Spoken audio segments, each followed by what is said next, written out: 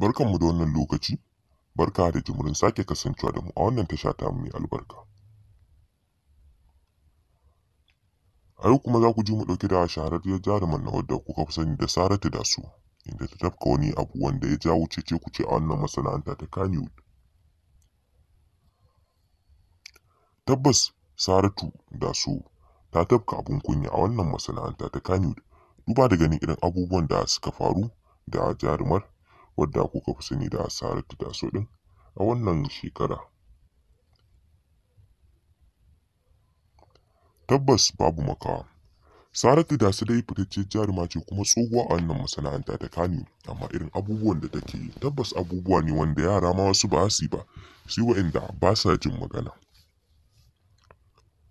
Saratu Daso wadda kuka fi sani da Mama Daso, tabbas tana ɗaukar bidiyo inda take ta tiƙar rawa kuma ta fito da bidiyon ta ya sa shi a social media. Wannan abu ya jawo cece-kuce a wannan masana'anta ta Kannywood, inda wasu ƙananan jarumai da kuma manya suka fito suka ringa gaya wa jaruma Daso gaskiya akan irin abin da take bai dace ba, kuma ya kamata ta gyara duba da ganin yadda take a matsayin babba. Wannan abu da ta yi gaskiya sun ji haushin shi kuma ya ƙona musu rai sosai fiye da yadda kuke tunani ko kuma in ce kuke zato.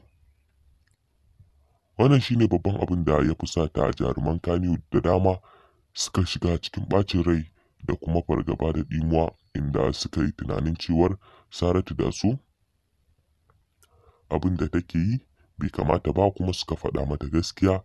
Wannan shine kaɗan daga cikin rahoton da muka samu damar kawo muku shi a wannan tasha ta mai albarka.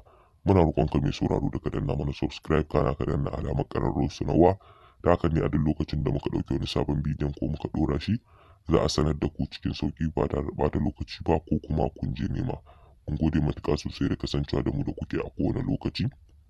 Duka bidiyon namu anan ya zo ƙarshe, sai mun haɗa wani sabon bidiyon kuma idan mai duka ya kai mu. Mun gode sosai.